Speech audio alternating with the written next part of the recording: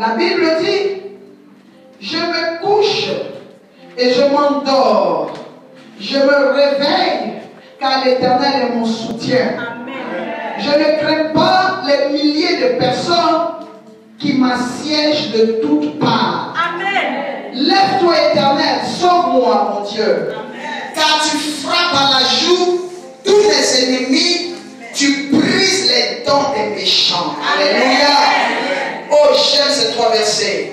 Je me couche, je m'endors et je me réveille. C'est le verset que je vais utiliser ce matin pour défoncer une porte qui est fermée devant toi.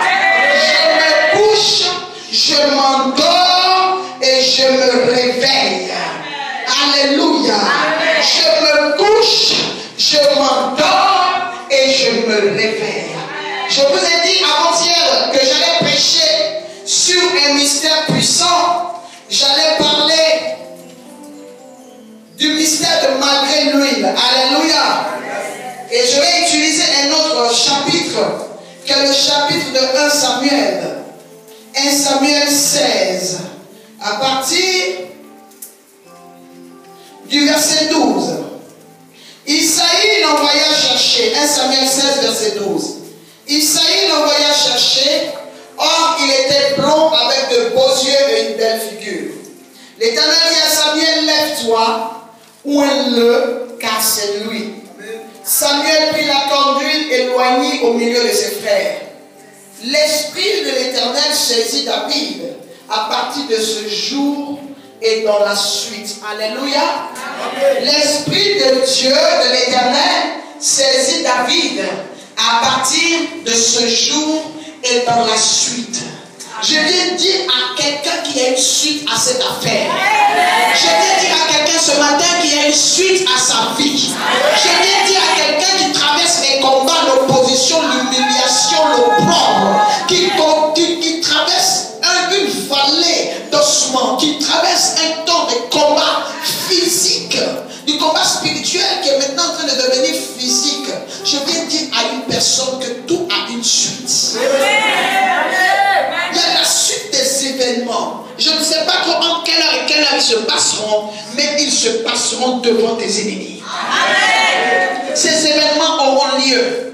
Le psaume 3 à partir du verset 6 dit, je me couche, je m'endors et je me lève en paix car l'Éternel est avec moi. Alléluia. Amen. Lorsque je parle du mystère de malgré l'huile, je parle à une personne ce matin qui est choisi par l'Éternel, qui n'a pas négocié ou qui n'a pas usurpé le titre d'appelé de Dieu, d'enfant de Dieu. Alléluia.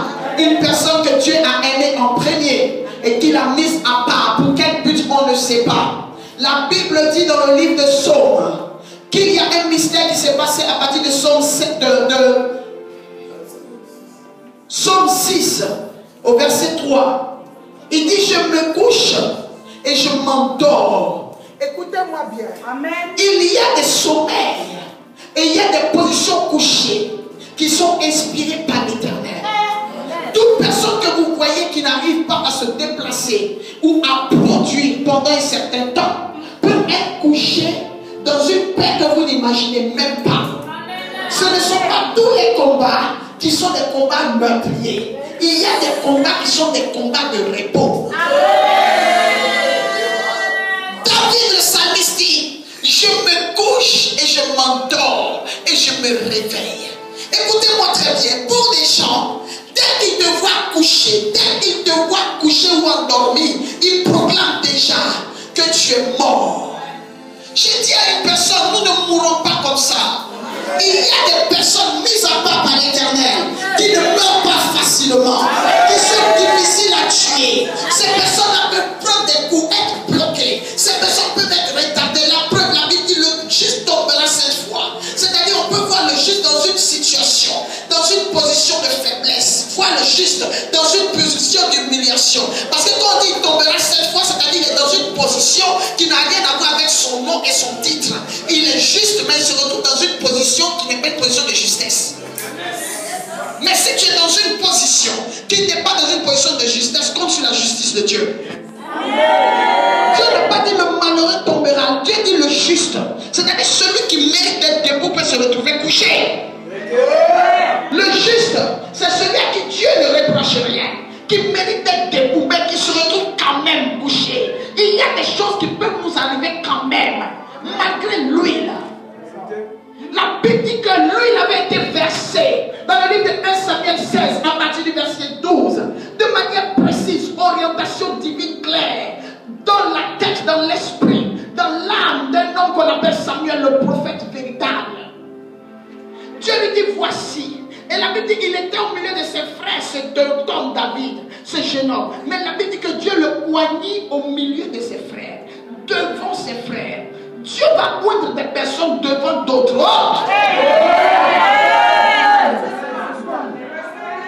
Tout le monde ne peut pas être oint.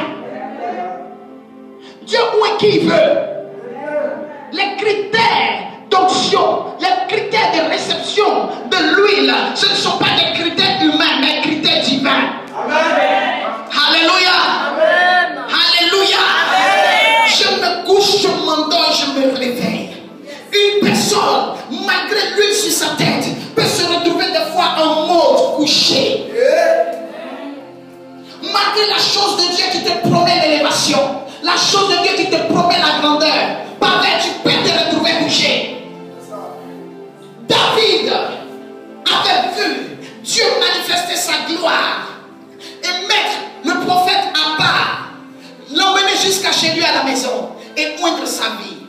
Et la Bible dit quoi? Que l'huile étant sur sa tête l'avait distingué officiellement. Alléluia. Mais officiellement, mais officieusement devant Israël. Officiellement dans sa famille. L'officialité de Dieu est progressive. Écoutez-moi. Dieu va commencer à te oindre dans un lieu restreint.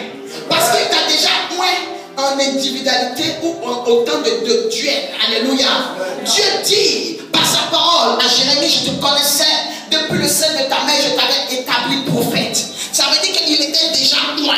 Il y a eu la première onction qui était l'onction vis-à-vis de Dieu. La deuxième onction, c'est l'onction maintenant où il allait le oindre au milieu de sa famille. Prouver au milieu de sa famille que l'onction que lui, Jérémie, manifeste est une onction qui n'a rien à voir avec le jour où il est né. C'est une onction programmée qui est peut-être même la cause et la base de sa naissance. Je dis à quelqu'un, sache pourquoi tu es né. Il y a des personnes qui sont nées pour porter une onction. Si cette onction, tu ne devais pas la porter, tu serais mort. Moïse est né pour porter l'onction. Les événements qui sont produits au cours de la vie de Moïse étaient comme ça. Mais ces événements distinguaient toujours Moïse, mettaient toujours Moïse à part. Quand le malheur frappait, Moïse était à part. Regardez aussi la vie de Joseph. Quand le malheur frappait, Joseph était à part. Regardez encore la vie de David. Quand le malheur frappait, David était à part. Parce qu'il y a des personnes que Dieu connaissait. Amen. Alléluia. Malgré l'huile, je vais choquer quelqu'un aujourd'hui, ou je vais ouvrir l'esprit d'une personne. J'espère que ça sera toi. Amen. La Bible dit que le jour où l'onction, l'huile est tombée sur la tête de David. La vie de David n'a plus été la même à partir de ce jour et dans la suite. Je dis à quelqu'un qui sentait une paix avant de recevoir l'huile, que c'est parce que tu as reçu l'huile maintenant que ta vie n'est plus pareille depuis le jour où tu l'as reçu et dans la suite. Tu commences à voir que dans la suite, c'est comme si tu as plus de problèmes. Tu commences à voir que dans la suite, tu commences à dire qu'il y avait peut-être des problèmes, mais pas des problèmes du même ordre. C'est selon le design de l'huile que tu as reçu.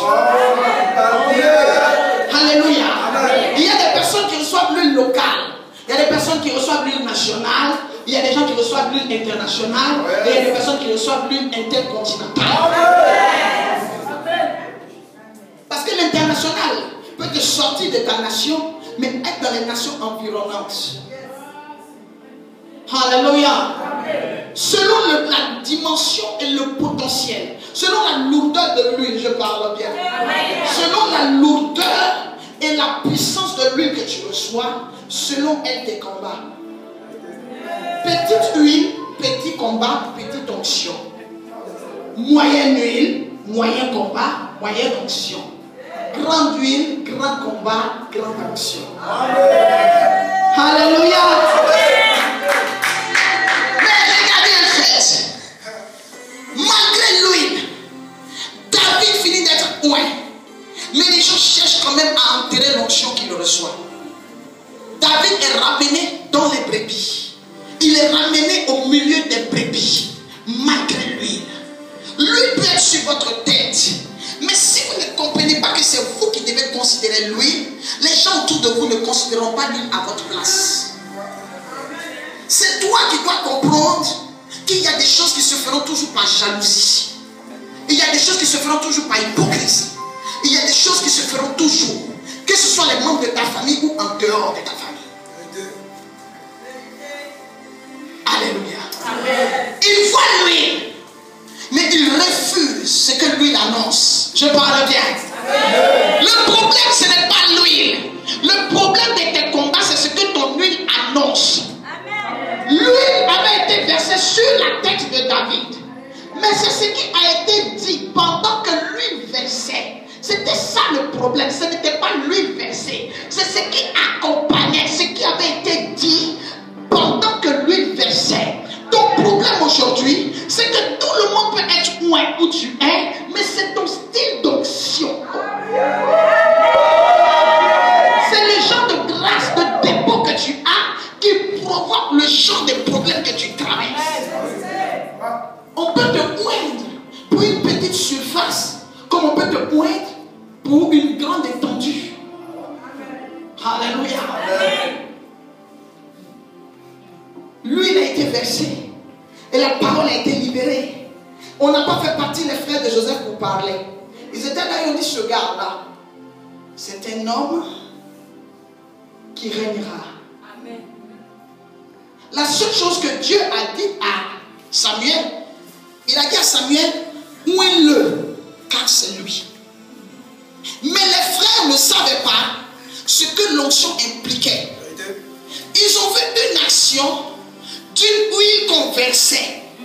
Mais ils ne savaient pas tout ce que cette huile avait comme dépôt. Il y a des personnes qui te découvriront point. Il y a des personnes qui verront même le jour où on va te poindre. Il y a des personnes qui seront là le jour où on prophétisera sur toi. Il y a des personnes qui prophétiseront sur toi. Mais elles ne maîtrisent pas tous les contours de la prophétie. Parce que la Bible dit que même Dieu il parle en partie. Que nous qui prophétisons, nous prophétisons en partie, dit la Bible. C'est en partie que nous prophétisons. Alors si nous prophétisons en partie, ce qui veut dire qu'il y a une autre partie entre les mains de l'Éternel qu'il ne révélera même pas à celui qui a prophétisé. Il y a des signes. Vous pouvez imaginer la bénédiction d'une personne, mais vous êtes loin de la cerner. Amen. Vous imaginez, Dieu programme, il prophétise, je vais faire. Mais tu ne peux pas comprendre et maîtriser, même si tu es le plus grand des prophètes, tous les contours de la puissance de Dieu. Il y a quelque chose que Dieu se réservera lui-même pour t'étonner toi-même homme de Dieu. La preuve, nous-mêmes Dieu nous a dit qu'il va nous utiliser pour faire des miracles. Mais il y a des miracles qui nous étonnent. Alléluia. Alléluia. Malgré lui, tu peux être humilié. Malgré lui, les gens peuvent chercher à te rabaisser. David a reçu l'huile. Mais il faut aussi laisser le temps à l'huile de s'asseoir. Le potentiel d'une huile dépend de son dépôt. L'huile, lorsque vous la bougez, elle a ces substances qui sont en désordre. D'accord? C'est quand vous laissez l'huile s'asseoir que l'huile là commence à concentrer toutes les substances qu'il faut pour qu'elle soit comme il faut. Vous pouvez recevoir l'huile, mais vous devez laisser l'huile s'asseoir. Et maintenant, je vais choquer quelqu'un pour dire que c'est quand l'huile s'assoit, pendant que l'huile est en train de s'asseoir, que le psaume 3, verset 6 entre en scène. C'est là que tu te couches. Des fois même, tu t'endors. Mais quand tu es couché par l'onction, quand tu es soumis à une onction, à la gloire de Dieu, tu es soumis à la parole de Dieu, tu es soumis à la vision de Dieu, tu es soumis à la crainte de Dieu. Pour les gens où tu es couché, tu es endormi, tu es mort. ils ne savent pas qu'il y a le mystère du relèvement prophétique. Un point de Dieu, une personne avec qui Dieu a quelque chose à faire, la personne se couche, elle s'endort, mais elle se relève toujours. Amen. Alléluia. Je ne sais pas si je parle à quelqu'un. Je libère sur ta vie ce matin que tu ne restes pas en position couchée, en position endormie, et que l'onction de Dieu qui t'a fait coucher te relève. Amen. Si quelqu'un est couché pour craindre l'Éternel, si quelqu'un se fait agneau simplement pour faire plaisir à Dieu, le même Dieu, il redonnera la gloire qu'on lui a prise. Alléluia. David a l'huile sur sa tête, mais regardez les étapes de sa vie. David, malgré l'huile, se retrouve encore en train de porter. Donnez mon sac. Donnez mon sac. David se retrouve encore en train de porter la nourriture. Malgré lui, il porte la nourriture pour ses frères, pas en position d'autorité, mais en position de subalterne. Après l'huile. Quelqu'un comprend? Amen. Il y a des personnes qui vont toujours vouloir nous rabaisser, vouloir nous rendre serviteurs malgré l'huile. Malgré l'huile. Des personnes qui vont toujours vouloir que tu sois en bas. Alors que l'huile a parlé. L'huile est venue avec un message. Le message que l'huile a apporté, c'est ton élévation. C'est là que tu dois grandir dans le discernement de je me couche, je m'endors et je me lève. Dieu peut utiliser des personnes pour te faire coucher. Et quand il te fait coucher, c'est lui qui t'endort. Dieu utilise des personnes pour te faire coucher, tu comprends? Il utilise des personnes pour te choquer. Lui-même, Dieu ne devra pas te choquer comme ça. Tu seras choqué, combattu, humilié par des personnes. Tu seras renversé, critiqué, méprisé par des personnes. Tu seras trahi par des personnes. Même Jésus-Christ, qui était Dieu, Dieu n'est pas venu lui-même le crucifier. Dieu est passé par des hommes pour le faire coucher. Il s'est endormi dans un sommeil de 3 jours. Une personne qui a l'onction doit se préparer à la trahison. Une personne qui a l'onction doit se préparer à avoir des ennemis de sa propre maison. Parce que tu dois te coucher. Somme 3, verset 6. Et dans cette manière d'être couché, les gens pronostiquent que c'est impossible que tu te réveilles. C'est là que Dieu dit de la fille de 12 ans qui était morte, la fille de Jairus, il dit elle n'est pas morte, elle dort. Il y a des mystères dans la vie d'une personne qui semblent présenter la mort. C'est là que le cantique dit, Dieu ouvre un chemin où tout semble fermé. Humainement c'est fermé, mais il y a une option devant qui rien ne se ferme. Amen. Je proclame dans la vie de quelqu'un ce matin que cette onction visite ta vie. Je ne sais pas si le propriétaire de ce message est là. En disant même que tu récupères ta position ce matin. Récupère la grâce. Que l'huile dans ta vie commence à bouger. Je dis que l'huile sur ta tête commence à bouger. Je dis que l'huile se déplace. Alléluia. Ça te fait du bien? Amen. Il dit que là, il arrive devant Goliath. Ses frères lui demandent, toi, qu'est-ce que tu veux? Il dit, je suis venu pour déposer la nourriture. Ses frères lui disent, c'est-à-dire que la scène même du prophète dans la vie de David, tellement ses frères le haïssent, tellement ils le détestent, tellement ils ont échoué, ils méprisent même la présence du prophète. Parce que pour les gens, ce n'est pas toi qu'on doit pointer, c'est eux. Le fait que l'huile est tournée et qu'elle ne les a pas choisis est ton problème. C'est parce que Dieu t'a aimé que tu as le problème.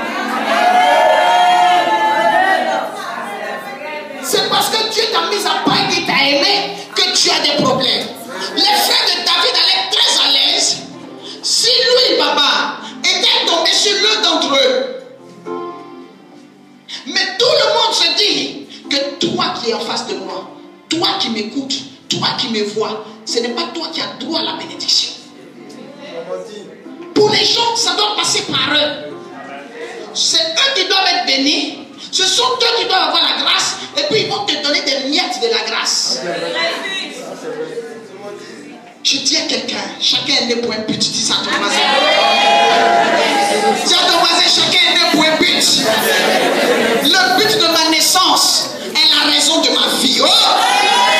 Le but de ma naissance, c'est l'essence de ma vie. J'ai dit le but de ma naissance, c'est l'essence de ma vie.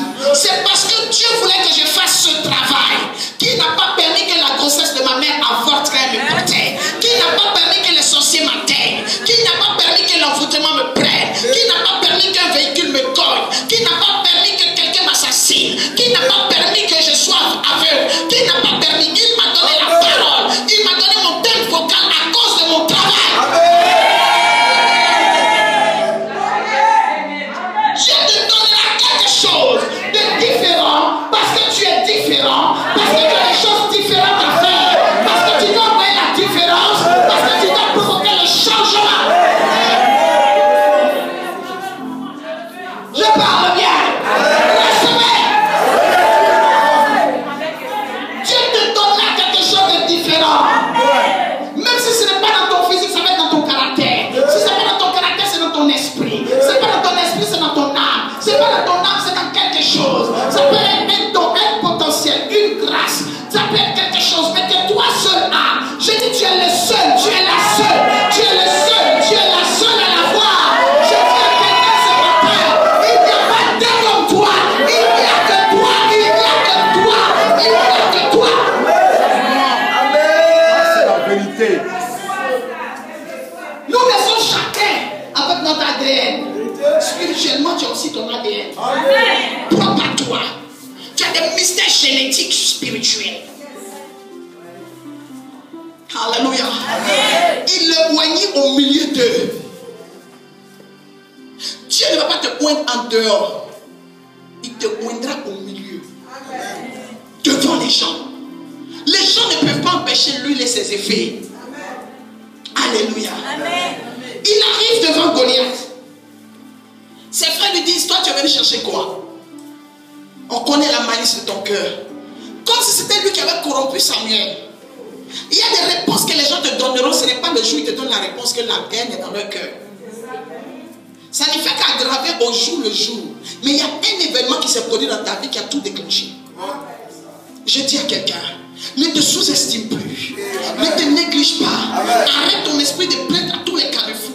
Même si David souffrait, parce que je sens que David, oh le réma, David n'a pas dit à ses frères que j'étais combattu par les ours et les lions. Pour les gens, la vie de David a toujours été facile. Pour les gens, David a toujours eu la grâce. Pour les gens, David n'a pas eu de problème. Une personne qui sait qu'il y a l'huile sur sa tête garde ses problèmes.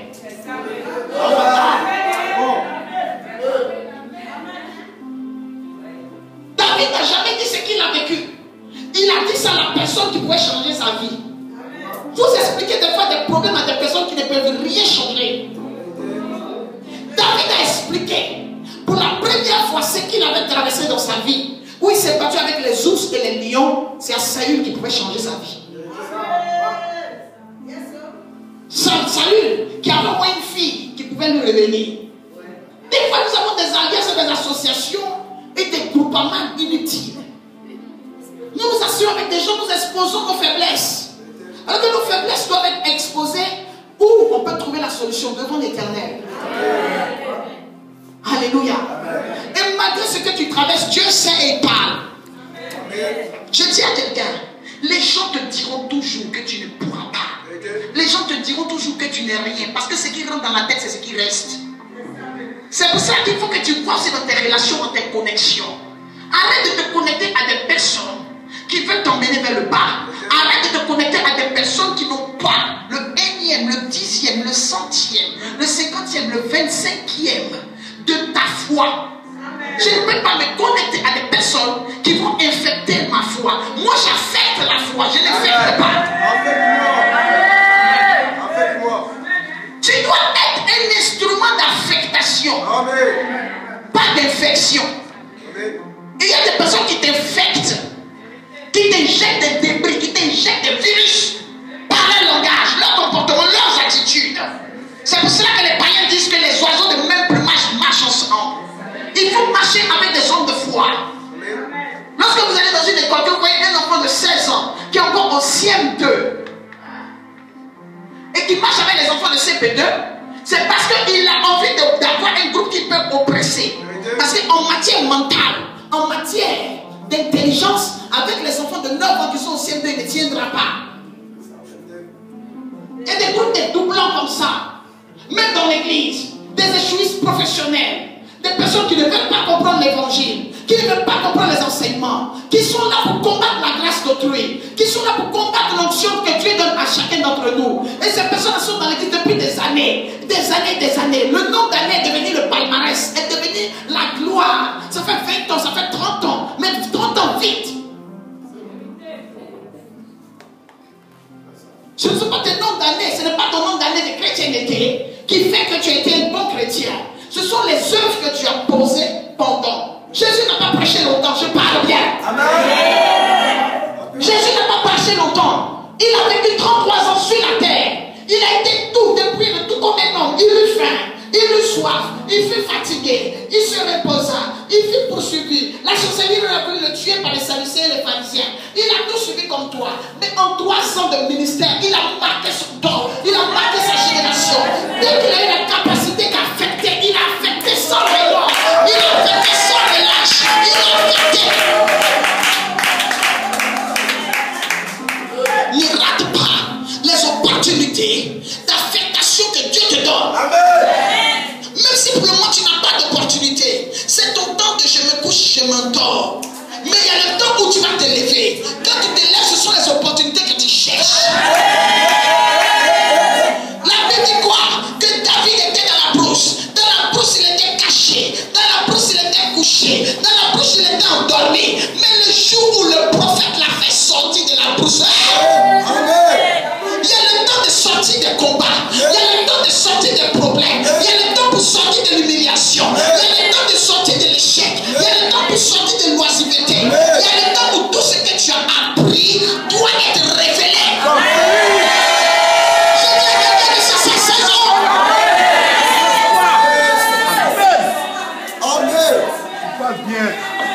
David était couché, enfermé dans la brousse, en train de s'exercer. En train de s'exercer à se battre contre les géants. Amen. Il tuait les ours et les lions.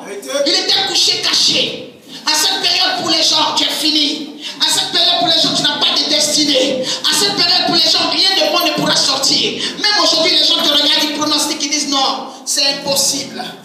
C'est impossible. Celle-là ne pourra pas s'en sortir. C'est impossible. Celle-là ne pourra pas se marier. C'est impossible. Et je vous dis une chose. Le mariage et tout, ce n'est pas une fin en soi. Ce sont des choses qui sont déjà programmées par l'Éternel. Le travail que nous faisons aujourd'hui, c'est